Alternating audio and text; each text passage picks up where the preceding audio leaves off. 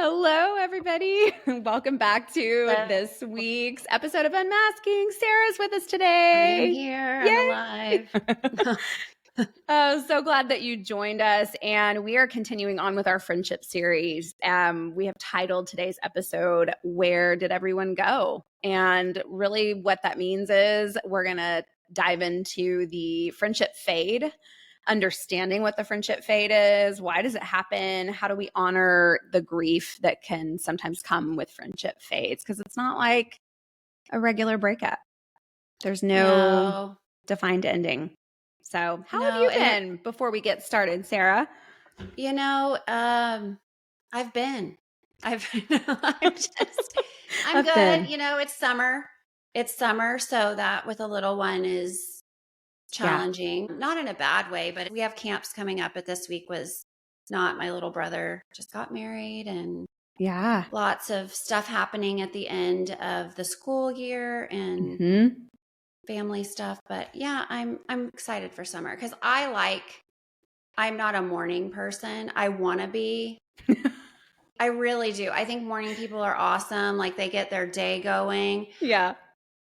I am not, but I can rock it till like 2 a.m. So for me, summer is good because I don't have to get up on the days that I'm not working to get Olivia, ready and Yeah. talking and all that. I can sit with my coffee cup and all Oh, that. But yeah, pretty good. What about you? I You been love a doing slow good? morning. Same. Yeah. We're kind of just really trying to figure out our rhythm for summer. And my oldest, Ethan, reminded me today that it's not even June yet. And that really gave me a lot of hope and happiness because here I am already kind of feeling like, okay, I like, know. what are we doing? What are we doing? Where are we going? I Because know. I am a morning person and it's I know you annoying. are. I wish I It's wasn't. not. No, you don't. Morning people are more successful. Listen, y'all have like a full day by 9 a.m. True. I've You lived a do. lot of life by 9 a.m. And so I think that's the hard part is that my brain has already been going for so many hours that when everyone else in my family is just greeting the day, I have already asked a million questions with myself and I've already come up with lots of different game plans and people just are trying to get their day started. So I'm working on it, but Yeah. I am grateful to be done with this tight schedule. Mm-hmm. I'm still, obviously seeing clients and working through the summer, but it just feels more relaxed. The It vibe is. in the Summer's more house. relaxed with clients. It's nice. Yes. And then you have vacations coming up and Yes. all that Yes. fun stuff.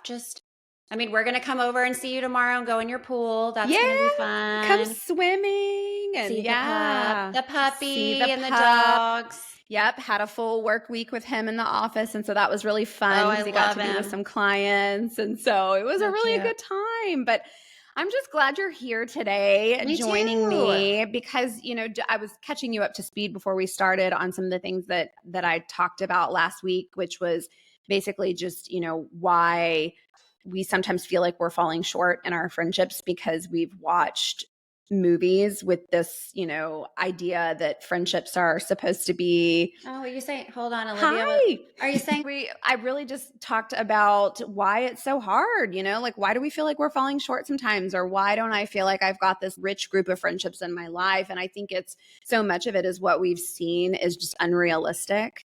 yeah, And my personal experience is that I do have deep rich friendships, but they're spread out across the yeah, country. And same. so yeah, Well, yours is too. I just have like three really close friends. You, Yeah. my childhood best friend since we were 5 that I've never allowed her to not be my friend. So sorry, Jessica, you're my friend for life. I feel Yeah. like with her, I just kind of, took her hostage and was like, you're my best friend for life. We're And doing then this. my friend Nicole, but I think you're the same. Yeah.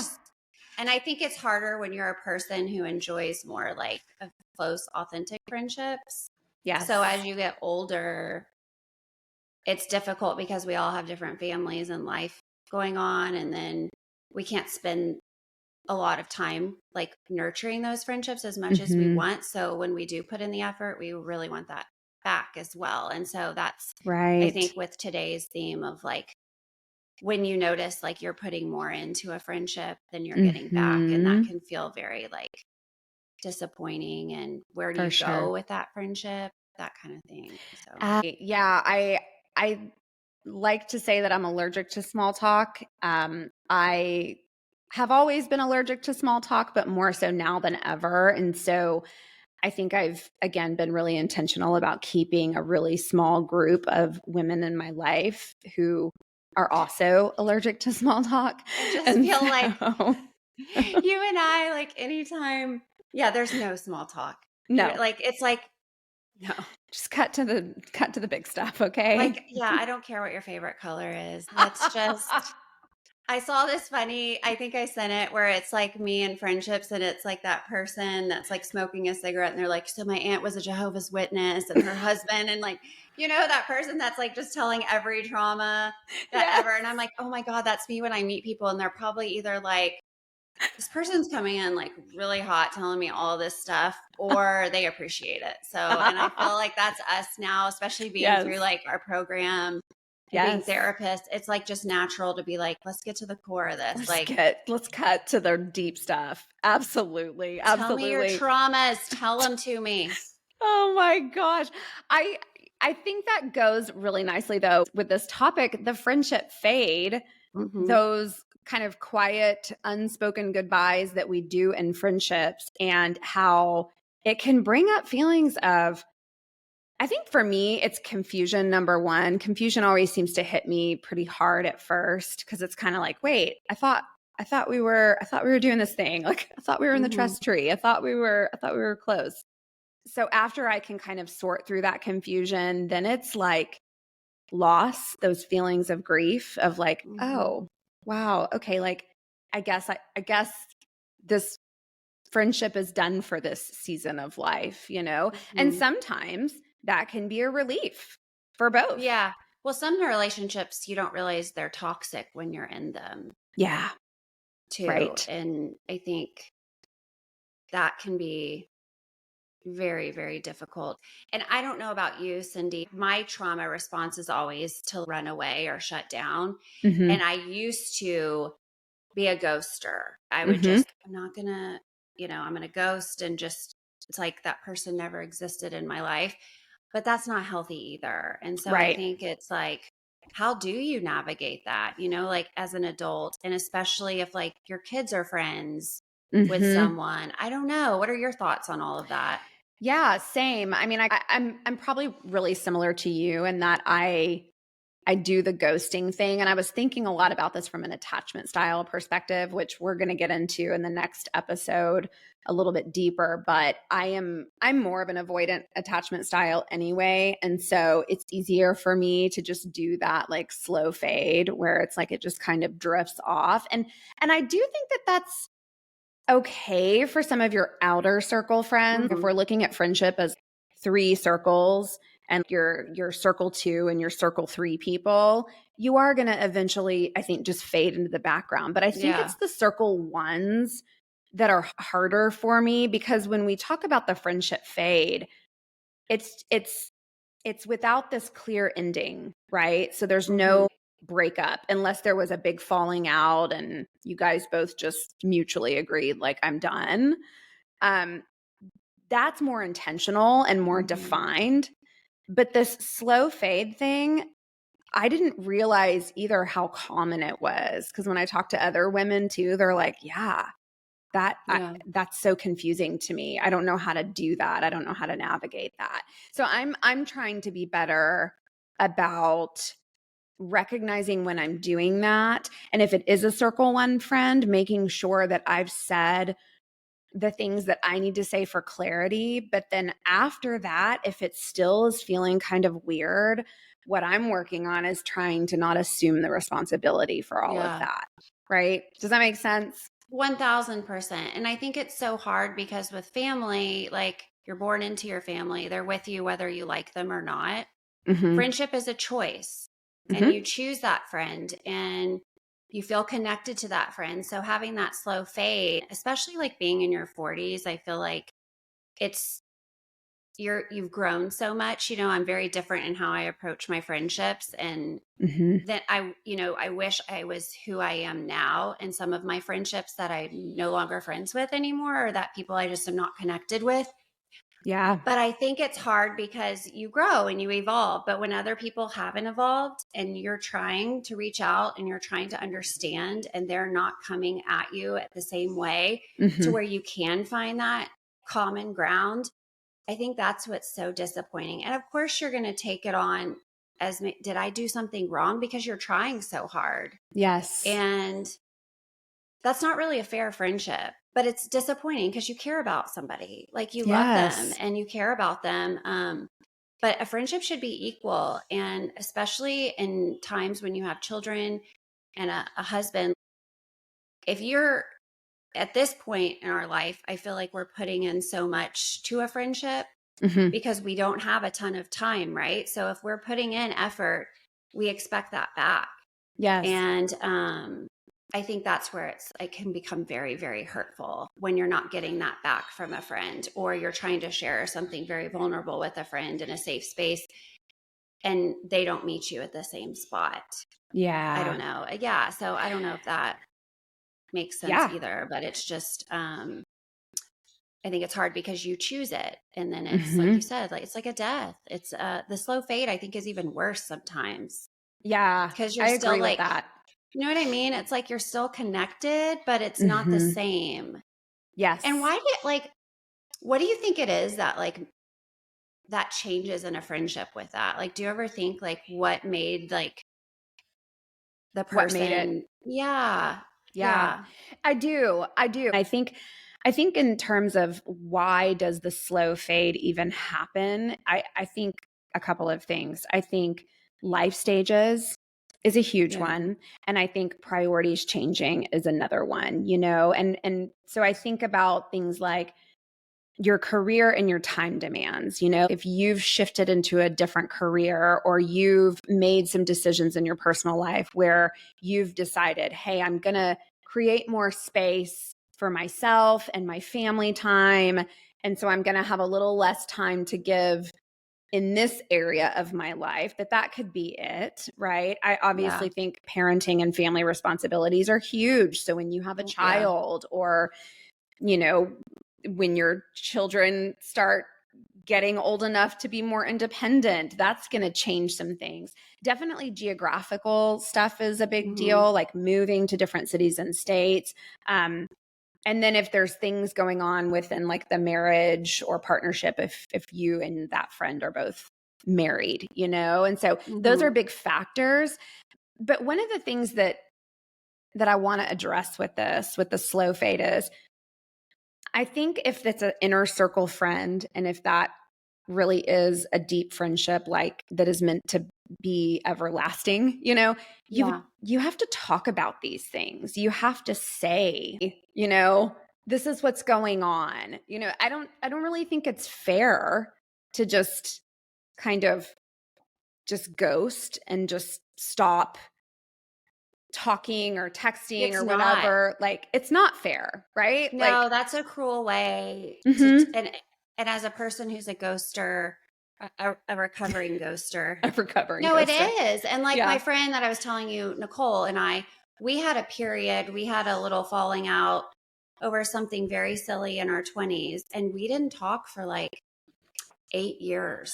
Yeah. And then we reconnected and we both addressed it. And I think me, like, working through my stuff with therapy too, because she was trying and I was the one that was scared to, discuss these harder things because it was uncomfortable. Yes. And when we came back together, it was like no time had passed. There was no ill, and like we both took, I think, taking responsibility too, both sides, because it can't just be one person. Ooh, yeah. That's huge. And so I will say that was wrong of me. And I've told her that was wrong of me. That wasn't fair because I was a very important person in her life. And now we are good. I always joke with her. I'm like, look, we're good. Like, I've had enough therapy now. I've been through my stuff. But it's hard when that's not fair to the other person. Like, they deserve closure and honesty. And I think there's something very Hello, Olivia. Hi, Libby. I think there's something very kind about saying to a person, maybe we need a little break, but I care about you. Because I don't know, ignoring someone and just shutting them off is not okay. Right. Yeah. I think, the things that I listed were more external factors, but there are internal changes that happen in friendships, right? Yeah. Like you are going to grow in different directions emotionally sometimes in life. That happens. Or maybe the dynamic or the role that you once played within that friendship is starting to look different and you are not wanting to play that same role anymore. Hopefully if it was an inner circle friend, there could be some sort of conversation about that takes place. But if you try and you try and you try and you try and then you're still not getting anything back, then I think perhaps that's where the grieving comes in, because you have to realize that some friendships were based maybe more on proximity or just a shared season of life rather than a deeper connection. And I think that's where the pain part comes in. We call that in the mental health field ambiguous loss, because it's grief without closure. So feeling confused or sad or even ashamed for missing somebody that you're no longer close to in that way anymore, that's a grief. That's a loss, right? Because you don't have those rituals anymore. You don't have that shared language so much anymore. What are your thoughts about ambiguous loss and friendship fades? Well, I just think it, like you said, I think it, at this point and at our age, I think it's very common in your 20s and teens to kind of dismiss the relationship and not be as authentic, I think. But in your 40s, you need to have a conversation. It's just like a breakup with a guy. Like, would you like or a girl, whoever you're with? But I didn't mean to just put guy in there. I just meant whoever. Yeah. But, you deserve a conversation of why we're no longer going to see each other, why it's not working. And I think, but the thing with friendship is it's very different than like a romantic relationship, because there's a commonality of there was fun there. There was, there wasn't the I'm in love with you, like getting those feelings in the way. It was really just like having fun, especially as a women, having someone to talk to about motherhood or about being a woman or about relationships or things that you can't always talk to your romantic partner about. And so when you're doing that on a regular basis, and then you have that ambiguous nature coming, with the relationship where it doesn't feel 100% safe and it is one-sided. I think that's why there's such a big loss, because I think at one point it probably did feel really safe. And so I don't know, for me, I feel like when the safety is gone and the trust is gone in the relationship, there's not much left, if that makes sense. But then if you can't get closure from the other person, like how do you work through that? I mean, that's the hard part. It's just not fair, especially it's not honoring what you did have for all of those years. And if you're upset with somebody and they are your friend, they're not going to come at you from a really toxic place unless they're a huge toxic person. And then probably y'all don't need to be friends. But me coming to you and saying, Cindy, I care more about our friendship than anything else. At the end of the day, your family, you're my daughter's godparent. Like that trumps all of this to me, your friendship. And I even said, I'm sorry, I shut down. And you know that about me. And so you do check in on me. Sure. And I know, and I think what's hard is when people aren't real with that and they can't tell you that. But you would never, I could just say being friends with you, me being real and open with you, you would never come at me and not honor how I feel about things. So I can't imagine why anyone would think somebody who had been their friend and a circle one friend, we want to say an inner circle friend, would ever be that cruel to someone. And if they're just saying, this is uncomfortable for me, I don't like to talk about these things. Because that's really all you want, right? Is like, just tell me how you just be real. But if you can't be real with your friend and be open and honest with your friend because you're scared that they're not going to be your friend anymore or they're not going to like you, then where is the authenticity in the friendship? Yes. Correct. I shared last week on the podcast, well, I shared that example of you calling me and being really honest with me. And there was a quote that I had read a couple of weeks ago that said something like, if you are in a relationship with somebody else and truth is not first and foremost, then you are acting outside of your integrity in that relationship. And that really just hit me hard because I think a lot of us wouldn't constitute avoidance as lying, but it is in a way lying by omission, because it's like if I came to you and said, "Hey Sarah, I'm feeling really overwhelmed with a lot of the podcast stuff right now and I want to talk to you and I haven't heard from you," and you're like, "Well, I've just been really busy." Well, that's you not really feeling safe enough to be really truthful with me.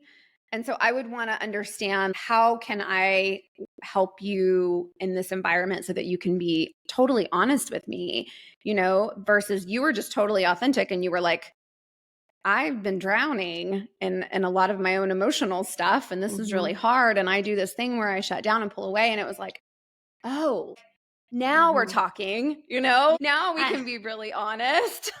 I just needed to soak in lithium, guys, so that I could be no. Exactly. But I think what I'm saying is when you've established a way that you communicate with another person and you do that regularly, and then all of a sudden that thing starts to look differently, there's some confusion there. So there needs to be a conversation, basically, is what I'm saying. But also, if you have taken it upon yourself to try to have those conversations and nothing is coming of it, then I do think that is time to really reflect and ask yourself, how much more do I have to give? And then if I don't have much more to give because I've said what I needed to say, then I think that's where the grief work begins. Yeah. Is my point, right? Yeah. Yeah. But also with grief, I think feelings of guilt can come up. Like, we can question ourselves. Did I not try enough? Did I not do this or that? And anger. Yeah. Sadness, all of it. Because you look through pictures and you're like, oh, remember that fun day? Or we did that. Yeah, it's hard. Yes, it is. It is. And I think you have to take time to also mourn the version of you that existed in that friendship. No, I love that. That is a beautiful way to look at it. And sometimes friends just need a minute and then you can come back together. You grow and you evolve and, you learn emotionally things that happen to you and why you respond the way you do. And maybe you need to respond this way and you can heal from that. But it's really difficult when you have a one-sided friendship and you've put a whole lot into it.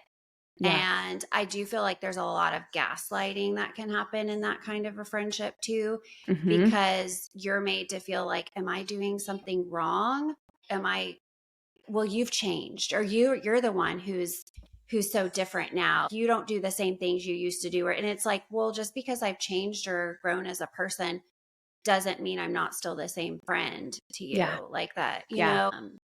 Because we change as women. I mean, and women need the emotional support of friends. If you don't have an emotionally supportive inner circle, one friend, that's why I think what we're talking about is so important, is that slow fade. Because if you don't have that, what do you really have? Because as women, we really rely on our friends for that.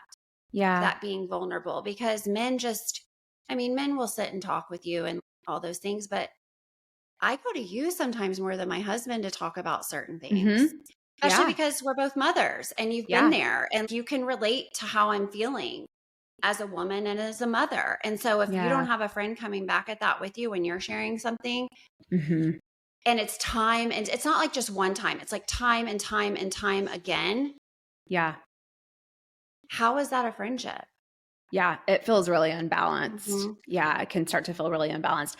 So I think if you're listening to this and any of this resonates with you, I just want to offer some words of wisdom, I don't know, to normalize the experience that you're having, that if you're feeling this, you're not alone, because this fade is part of so many adult female friendship experiences. And if you're grieving it, it doesn't mean that the friendship was a failure. It meant that it mattered, and that you letting go, if that's the decision that you do eventually end up having to make, it doesn't erase the good. There's something to be learned and taken from each experience, basically, is my point. And that you can still honor parts of what that friendship gave to you while also accepting the shift.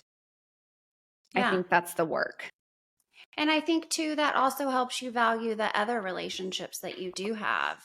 Yeah. As well, because it just makes you hold on to those other friendships that are more authentic. And there's something that you said that really resonated with me too, when you said, when you call a friend and you're saying, hey, like, what's going on with you? I haven't talked to you or whatever. And I'm just busy. That's so dismissive of the other friend. Like, oh, your time is we're all busy.